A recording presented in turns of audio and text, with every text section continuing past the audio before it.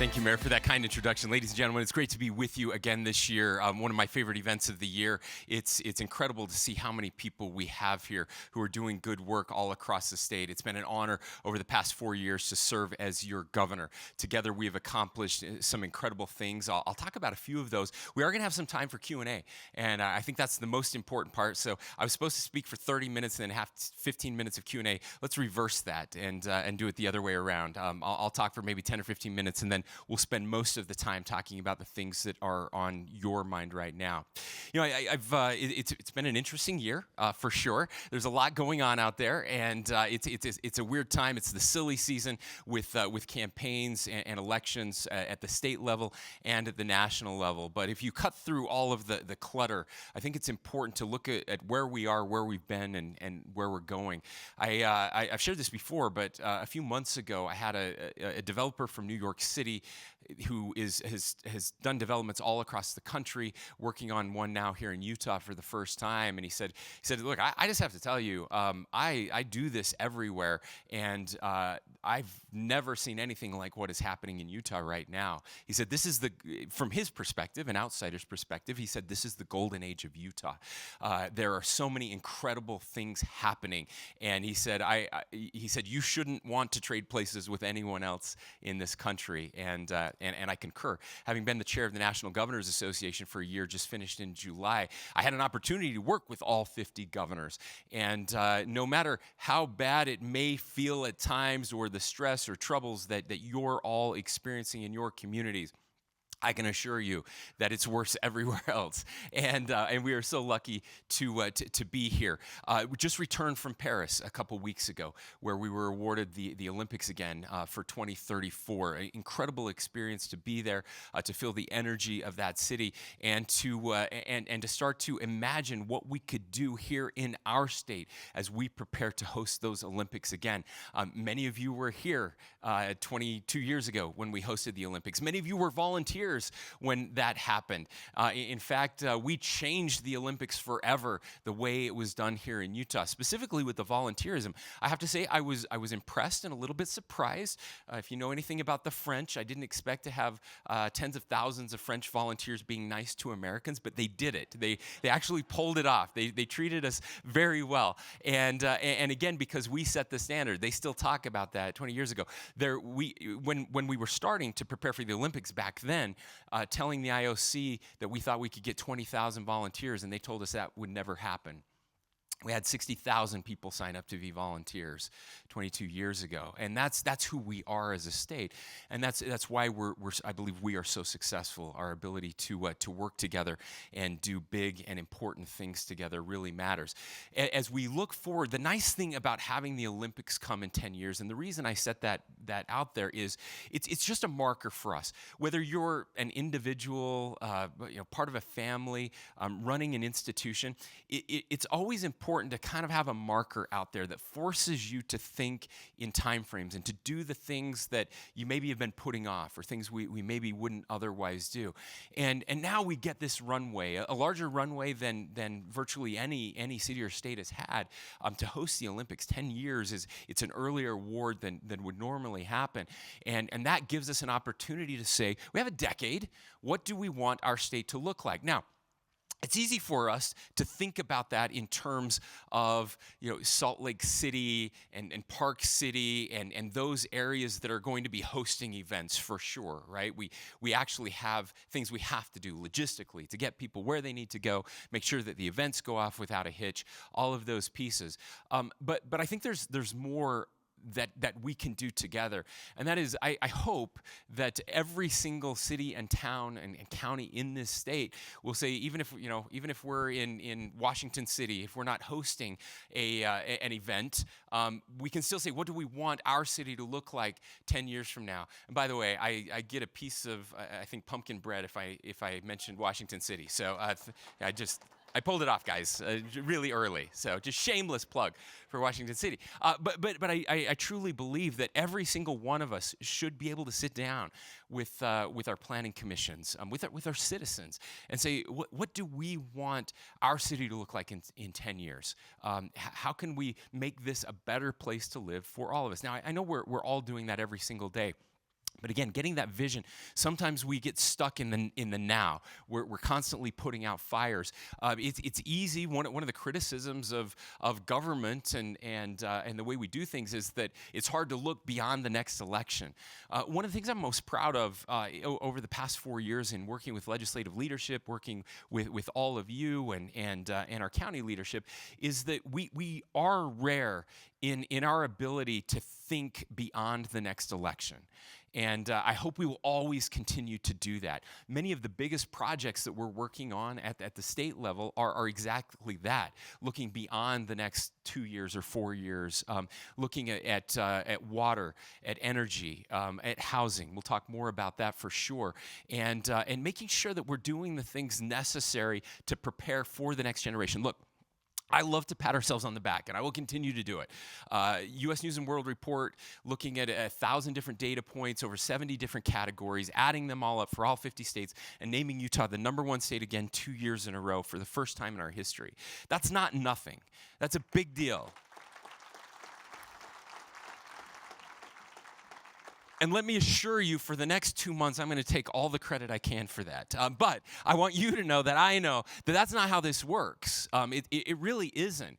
In fact, the truth is, if I'm being honest, those accolades that we're getting now are for decisions that were made 5 years ago, 10 years ago, 20 years ago, 50 years ago, 150 years ago that have led us to this.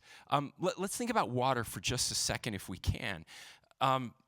We've made significant progress over the last 3 years when it comes to decisions around water, the incentives around water, the infrastructure for water.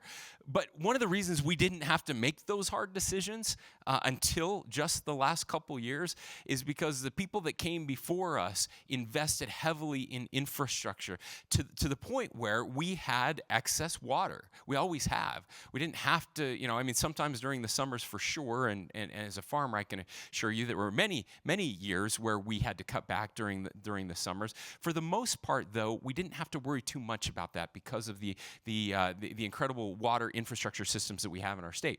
Now, we're one of the fastest growing states, and for good reason. I've said before, I'll say it again, if I could build a wall around Utah and make California pay for it, I would do it. It's not how it works. We don't get an opportunity to choose who comes here and who doesn't. And the good news is that our system of government, federalism, the whole idea behind that was that we would have states competing against each other, that we would all be laboratories of democracy, and we would learn from each other and try to do things better. And if we're doing it better than any other state, that is going to attract people here. There is no way to stop that from happening. Now, I do want to give you some assurances, though. You've probably heard that for many years we were a 60-40 state, 60% internal growth, 40% external growth coming in. Over the past 3 years, that has flipped. We are now 60-40 the other way, 60% external people coming in, 40% internal coming in. But that is a little bit deceptive. Because of those 60% external coming in, 25% of them have lived here before. So these are our people. These are our kids and grandkids coming back. And that number is really remarkable because if you look at all the states with their external growth, we're 25%. The next closest to us is actually California at about 12%. And then it drops precipitously from there. Most states it's 2 or 3% of people moving in are people who have lived there before. We are an outlier in an enormous way. And what that tells me is, again, these are our kids and grandkids who are coming back, who recognize that there is something special here. And it's our job to keep it special. Now, that leads to a little bit of a conundrum, right? We're growing. People are moving here from other places. And for those of you who have joined us in the past 5 years or so, welcome. We're glad you're here. Please remember why you left and don't turn us into where you left. I think that's really important. But there will always be a pressure when it comes to growing and preserving, right? Those are the pressures that we are all facing. But I hope we can look at this a little differently.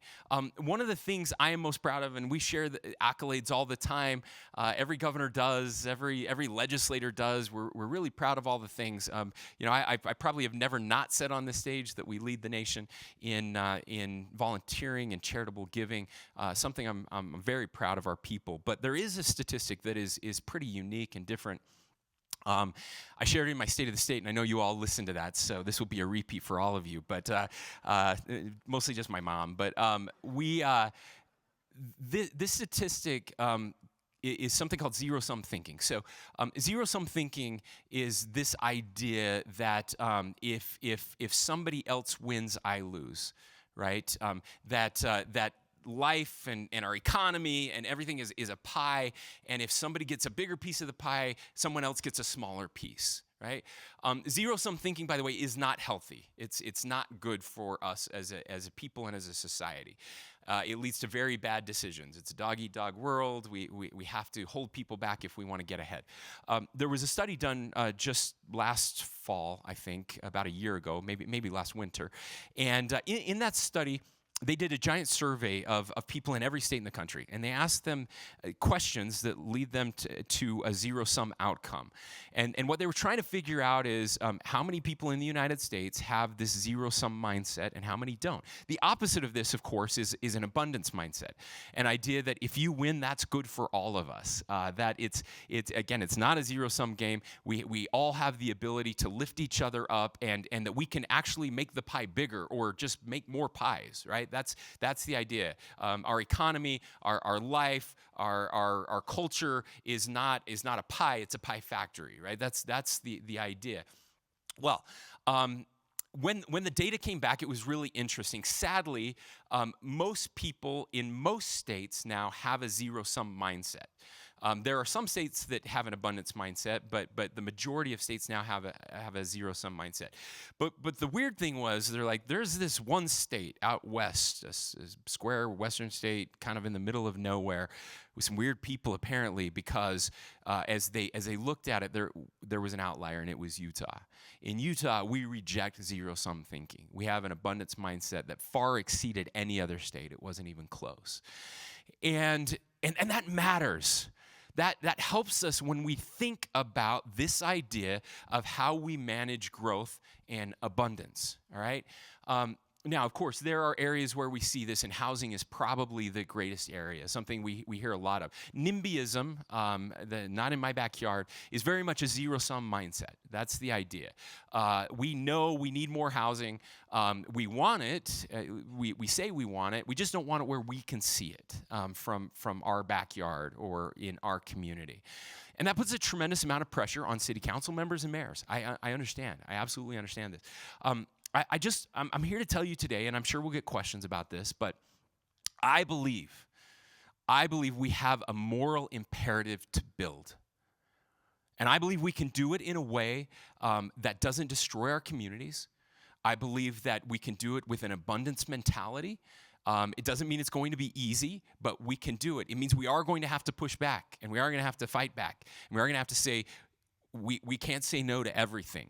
We have to say yes. And we can be creative about it, but saying no is not an option, and there will be pressure from the state. You've seen that. There's no question about that, and that pressure will continue to ratchet up. I'm just here to tell you that this will happen. We either get to do it on our terms or it will be forced upon us. There are proposals moving forward. In fact, a big one in the New York Times that is getting a lot of traction, that the federal government is going to start forcing more of this on us. And I can't think of anything worse than that. And so this is our opportunity to do it and do it the right way. I want to give one example. I want to shout out Weber County right now. Weber County had a proposal on the books that was moving forward for a new development in Weber County. After we passed a bill last year that we've talked a lot about, or earlier this year, where we're helping to incentivize builders to build starter homes. Again, the goal, 35,000 starter homes over the next 5 years. Our kids and our grandkids deserve to own real property and deserve to have single-family detached housing. We desperately need that. To Weber County's credit, The developer came and said, we want to take a loan from the money that the state has set aside to build these starter homes under $400,000, okay? They said, we want to expand the number of homes. We need mixed income homes in this. Again, the bill that we designed where we can give low interest loans to builders to build starter homes, 60% of those developments have to be under a threshold. So we're hoping to get them all under 400,000, eventually under 300,000 as we continue to build. But only 60%. So we want mixed income. We don't want them all to be starter homes. We want some bigger homes in these developments as well. But the only way this works is if we have smaller lots and more density. And to Weber's credit, they stepped up. They approved 275 homes, which was a 38% increase in density over what the original model had put forward.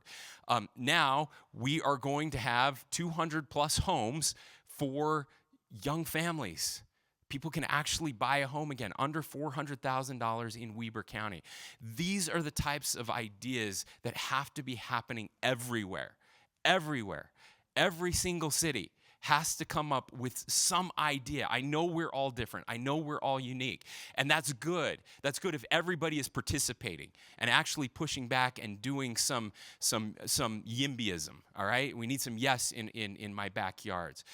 If we do that, the pressure valve will release. We know we'll be able to reduce the price of housing in our state and make sure that our kids and grandkids can live here. Okay. I've said too much. I want to open it up for questions. I just want to say one last thing. It's Constitution and Founders Month here in the state of Utah. Constitution Day is coming up in a couple weeks.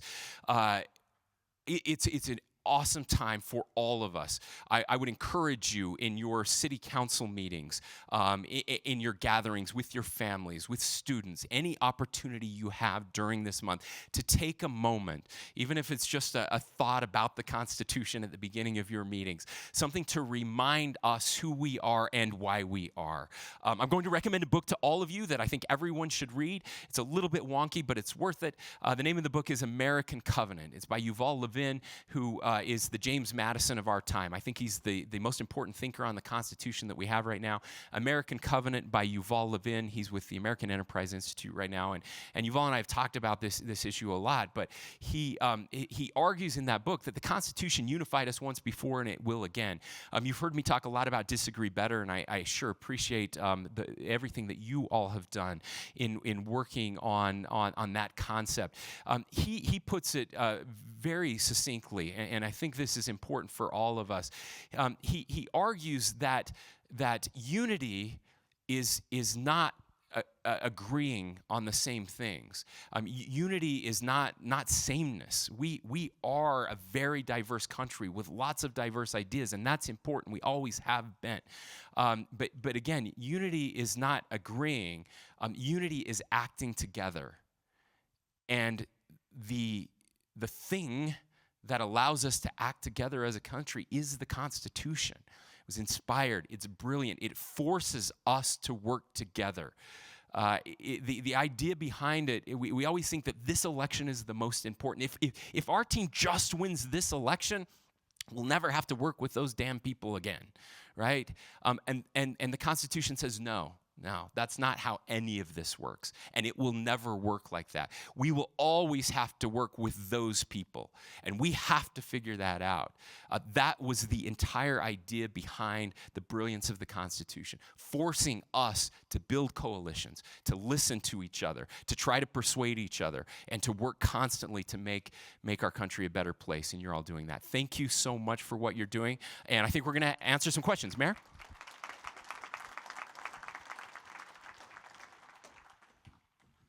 Close. We got 27 minutes. Only softball questions. Yeah, I don't believe that at all. So. Okay, first question.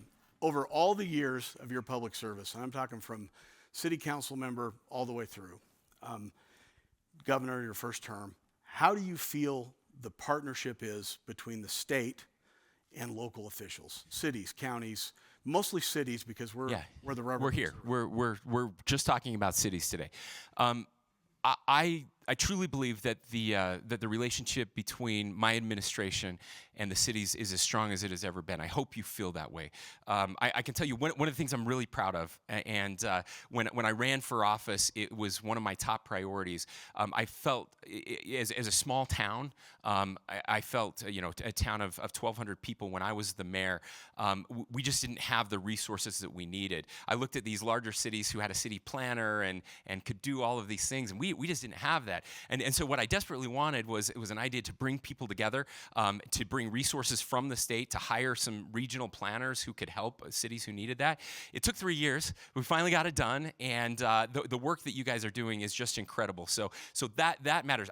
But I want to add a kind of a comma and say I don't think that the relationship between our local governments and the legislature is as strong as it's ever been.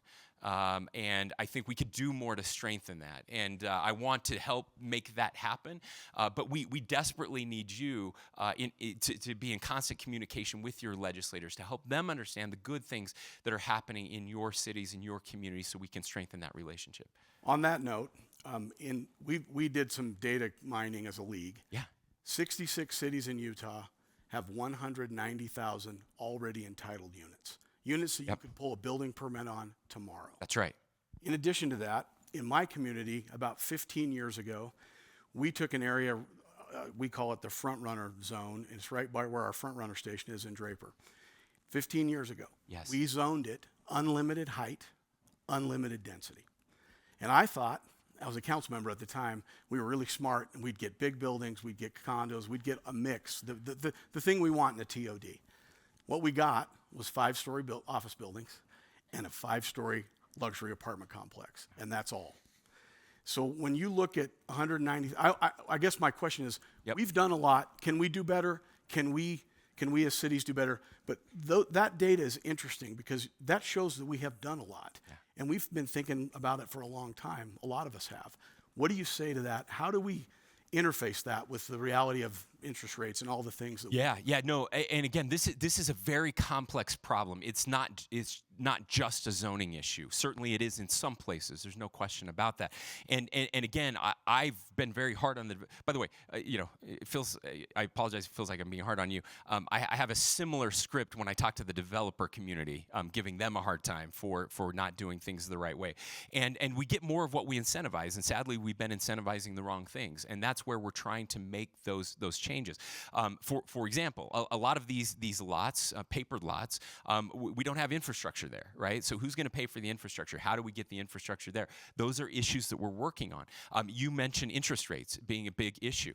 That is a huge issue right now. And so one of the things that we're doing, obviously, is trying to incentivize with lower interest rates to incentivize builders to actually build these types of homes that we need. There are other things we can do, but this is where that collaboration is so key. We have to make that, and again, where we need everybody on board. What I fear is that there are some bad actors. I'm going to be very blunt. I'm not going to call you out, but there are some of you who are not doing any of this work and who are always putting up roadblocks. Not very many. Most are not.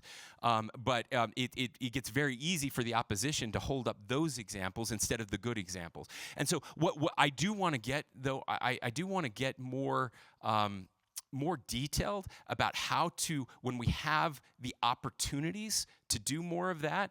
For example, if we're one of the things we're pushing at, one of the reasons that we're requiring some things around these starter homes, like they have to be single family detached owner occupied. We're allowing cities for the first time to put some parameters around that, so they can't just be built and sold to big institutions or turned into Airbnbs. I think those are some of the areas where we can work together to give the cities a little more authority, so that when you do zone it the right way, we don't just, they don't just come in and then build big houses on smaller lots, which defeats the purpose. Thank you. All right, now we've got microphones to my right and left, and we've got a line of folks. So I'm going to go to my right first. So our first question, come on up. Go ahead, sir. Congratulations on your first floor, Mayor. Thank you, Mayor. The joke. You're a Fairview rural guy, And in your 4 years, what are you most proud of accomplishing in rural Utah? And then that administrative app that you really talked about, where do you see that going and what do you expect out of them? It's a brand new program. It seems like it only has the sky's the limit, but are we going to continue to put money forward for that position? Yeah. Thank you, Mayor. Look, I love my rural Utah friends. You're my people, and we created an office of a senior advisor for rural affairs for that very purpose, so we could work closely together.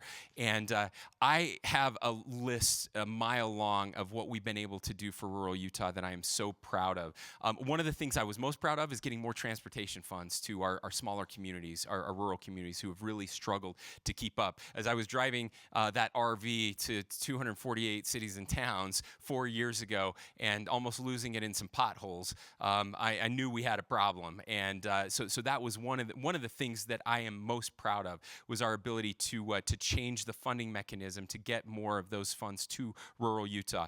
You mentioned the advisor program, and I think I grabbed one of these when I came in. If you haven't seen one, I know we have these here. This is the local administrative advisor program. Again, one of the things I'm most proud of. I don't have the statistics right here, but they've initiated there's some here. They've initiated nearly 600 projects in over 100 local governments statewide, including compliance with state code, crafting ordinances and plans, preparing budgets, promoting leadership training, and more. One of the other things I'm really proud of is our leadership training that we've been doing with SUU and Utah State University to get different cohorts. Some of you have participated in those, just helping our rural leaders get training that they wouldn't otherwise have. I will say I'm the first governor who actually lived in rural Utah who was elected governor since 1948 when J. Bracken Lee was elected, and I'm really proud that I get an opportunity to represent rural Utah. Thank you, Mayor. To the left. Good morning, Governor. I'm Tana Tolley from Park City, and my question for you is about the Olympics. So if you were still a mayor of a town that was not on the Wasatch Front or on the Wasatch Back, how would you rally your constituents and your town to embrace the next 10 years as we plan for the Olympics? And second part, how would you engage at the state level and with the planning of the Olympics to ensure that all cities in Utah are represented for 2034? Yeah, thank you. So let me answer the second one first. We're just starting to put together kind of what those committees will look like, and we desperately want representation from those that are not just on the Wasatch Front.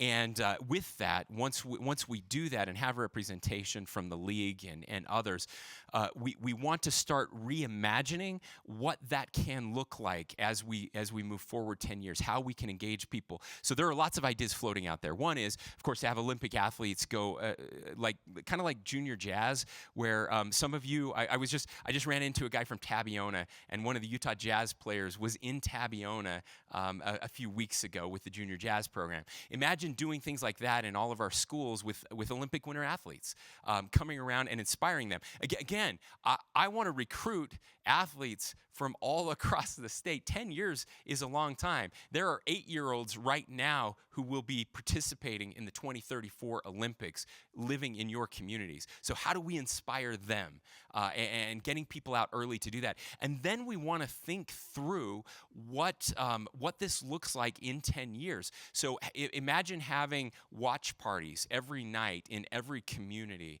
for the Olympics, where we bring everyone together, where we have tourists who, again, maybe in southern Utah, we have these giant watch parties so they can go hike, Zion or Bryce, and then go watch the Olympics in a community event with a dinner or something like that. So those are some of the ideas that we're thinking about, ways that we can get people involved. And of course, the volunteer piece. We're not just going to take volunteers from the Wasatch Front. We're taking volunteers from all over the state who want to be a part of this epic time in our state. Thank you. Thank you, Governor. Kate Bradshaw, Bountiful City. I've always been impressed in your background that you've served at all of the different levels of government, and so you understand and speak the language of municipal government. And I've been intrigued by your Disagree Better campaign and its emphasis on active listening and not talking past each other. As cities, as we deal with housing challenges, and you've already alluded to these, I'm interested in your thoughts about how we sit down and talk to each other better from the state level, from the legislative level in particular, and as cities, so that we solve some of these problems. As a league, we often get handed solutions that we feel are one size that misfits all, and our communities are big and they're small. They're on the Wasatch Front, they're on the Wasatch Back, they're in rural Utah. And so I'd be interested in your thoughts as someone who has a unique ability to speak across levels of government and as the ultimate convener, how we can make sure that we build these better relationships, particularly around these challenging conversations. Yeah, thank you, Kate. And it's something I know you've been very good at as well. Look, government is messy and government is hard. I'm still trying to figure this out, working with 104 legislators every year, right, as we prepare for the legislative session. What I can tell you that I found works the best with us, and that is engaging early, engaging often, but more importantly, bringing solutions.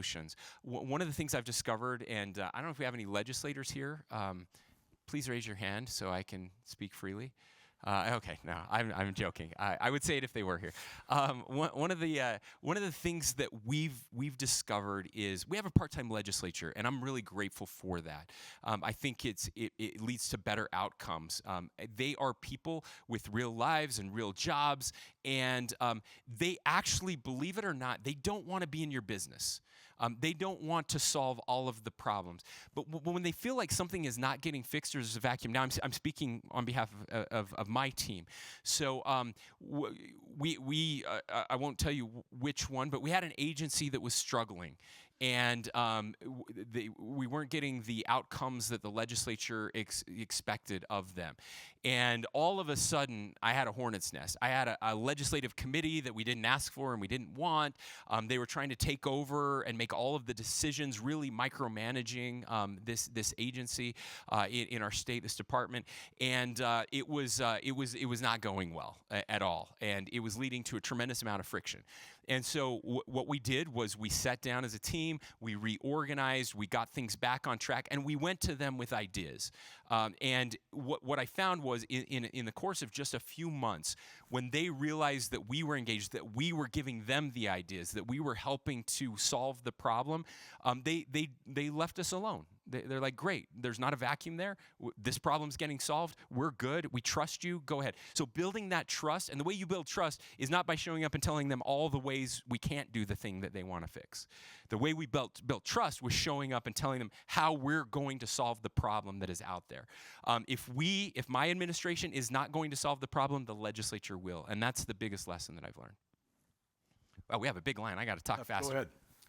My name's Cam Valgartson. I'm a Planning Commission member in Salem. So modular housing has been the wave of the future for about 50 years now.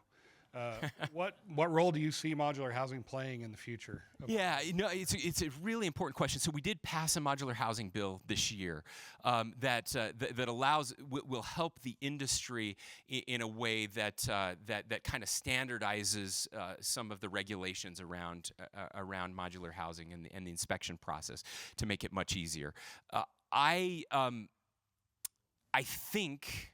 believe that with improvements in technology and manufacturing processes, that modular housing actually can fill this gap in a big way, not an ugly way, not an eyesore way, but in a way that actually is attractive and beautiful. There are some other countries, some Scandinavian countries that are doing a better job on the modular side. We're trying to learn more from them. We're talking to modular housing companies right now to see if there's a way to again reduce the. There are basically three ways we can reduce the cost of housing. So one is the way we build them, and that's this piece. Another one is the way we finance them, right? And that's something we passed, trying to get some cheaper financing for. And then the third way is government regulation, right? Every minute longer it takes us to approve a project, every time it has to go back for redesign, every time we require them to put certain things in there, all of those things add up. And so government plays a role in that, and we're trying to work on all three of those phases. Thank you. Go ahead. Hi, Ken Leatham with the City of North Salt Lake. Thank you for your work this last session on housing initiatives. We're so grateful the legislature passed so many great tools for us to provide more housing options, land use and zoning tools. I'm also appreciative of your call to build thousands of units for first-time homebuyers. My question is, my opinion, I'll give you first. Yeah, please. I think we could expand the number of first-time homebuyers if we included the tens of thousands of units that already exist along the Wasatch Front. If we allowed those to receive also state assistance for first-time homebuyers. And my question is, how do you feel about adding to that program, expanding it in that way? And do you think we could do both?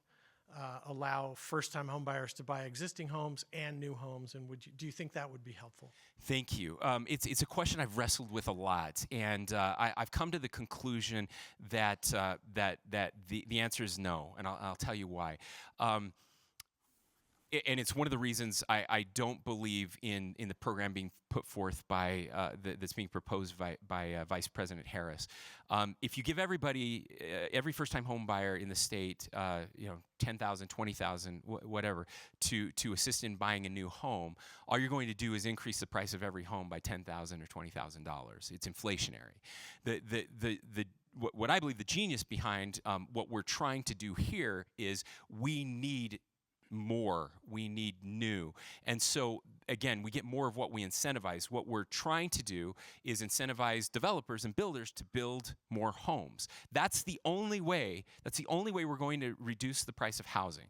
Every economist will tell you the only way to reduce the price of housing is to have more housing. And by the way, we need all of it. There is some modeling out of Europe that shows that even more luxury apartments eventually reduce the price of housing. Now, obviously better on the bottom end, but what we're trying to do is incentivize new building, new construction, instead of just an inflationary grant that raises the price of everything. So that's the idea behind what we're doing. It remains to see if we're right, though. Thank you. Go ahead. Thank you, Governor. My name's Aaron DeKaiser from the Sandy City Council. Leaving yesterday, it was really apparent how poor our air was. Obviously, that's from wildfires, but still, our main issue is from car pollution. Yep. And with regards to the Olympics, 2028 in LA, they say will be car-free. We say ours is going to be climate positive. Can you specifically talk about what requirements the IOC set out for our clean air, what we're doing to meet those and further reduce vehicle miles traveled? Yeah, thank you. So there are no specific requirements from the IOC when it comes to clean air, but what we have said is that we care deeply about cleaner air, and we want to continue to work for that. We hosted the Olympics in 2002. Our air is 40% cleaner than it was in 2002, despite adding almost 1 million people, which to me is a miracle. It's incredible that we were able to that we've been able to do that. But we still have a long ways to go, as you mentioned. Now, again, yesterday had nothing to do with anything in Utah, and I could spend all day talking about this issue. The mismanagement of our forests is a disaster. Everybody points to California as the gold standard for reducing emissions, and certainly they have. They've reduced emissions more per capita than any other state. And all of the progress they made was destroyed in 2 years of wildfires in California. And our air included. So again, these were wildfires that were coming from Idaho and Oregon.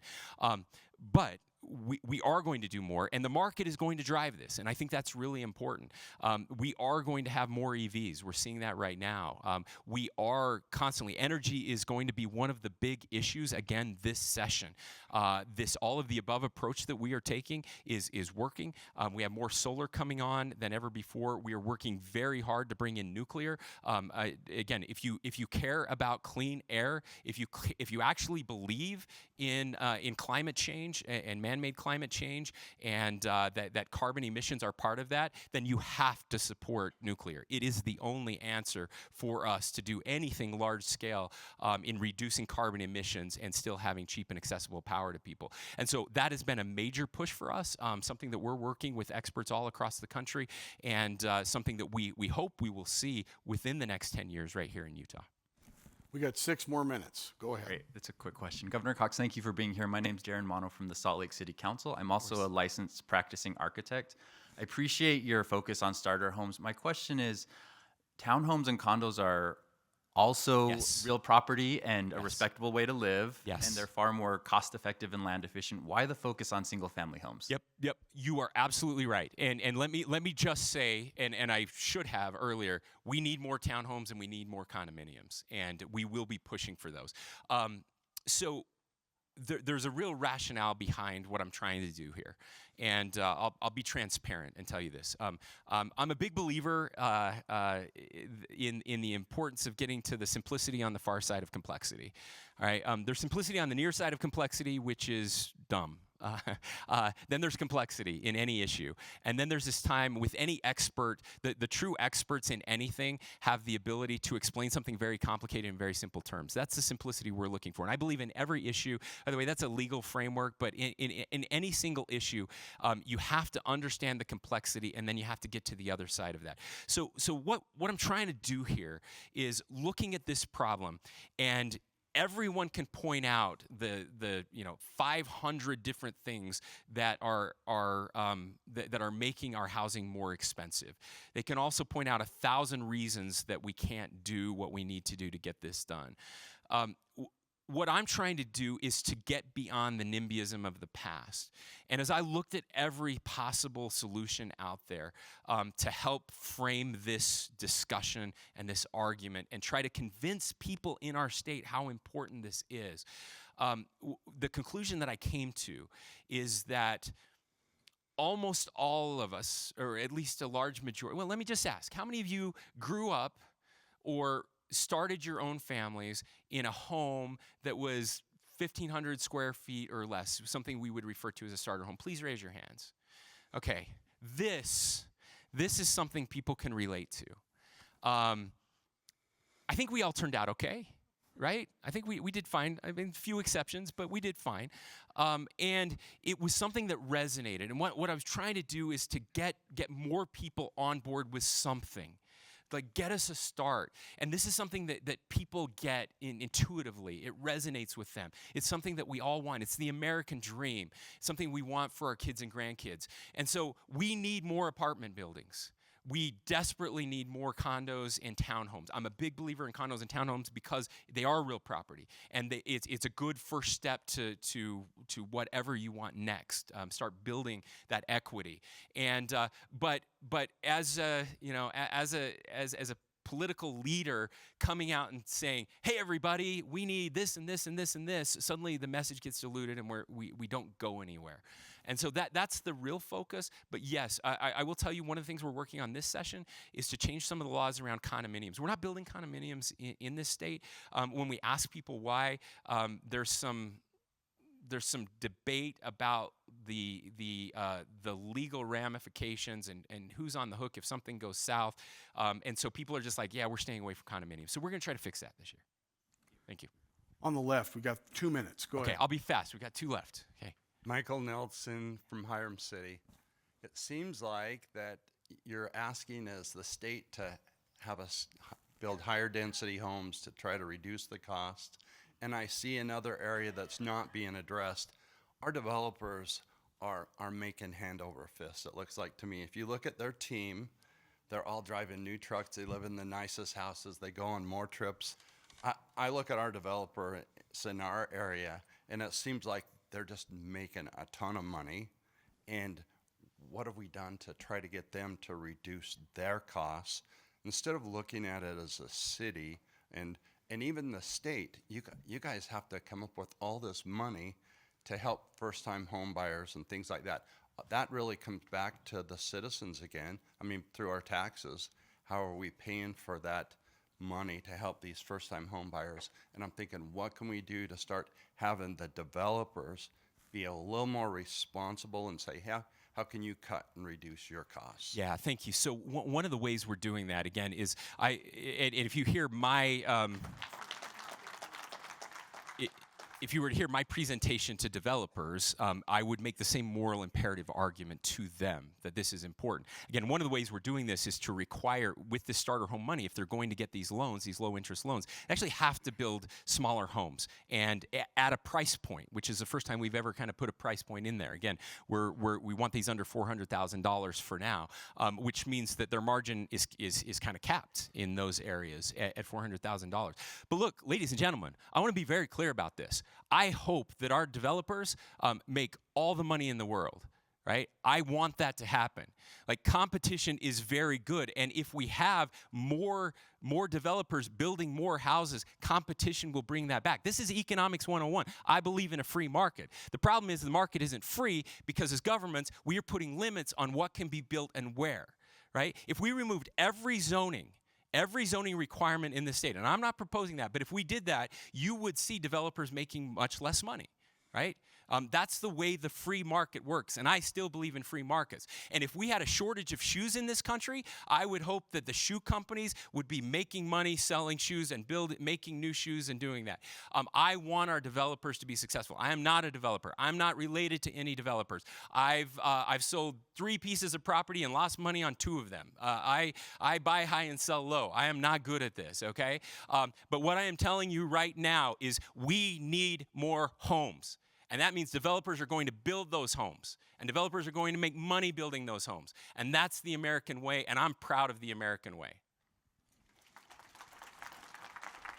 You're out of time. Can I answer this last question really quickly? Fastest question ever.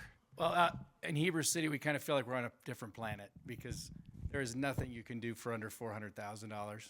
I know. There's no ground you can buy for under $400,000. I mean, a starter home right now up there is $650,000. So how do we fit into the state's plan? I mean, we really need some help. We're here to help. Let's talk. I have a senior advisor that would love to sit down with you. And the more we build, the more expensive it gets. So I'm trying to figure out the economics there, The too. more you build, the more expensive it gets. That's not how economics works. That's how it's worked up there for the past 50 years. Well, that's because we're doing it wrong. So we're going to do it right, and we're going to sit down and have that Come see conversation. us, come see us. We would love to come see you. Thanks, ladies and gentlemen. Thanks for having me. Governor, thank you, sir. There's your hat.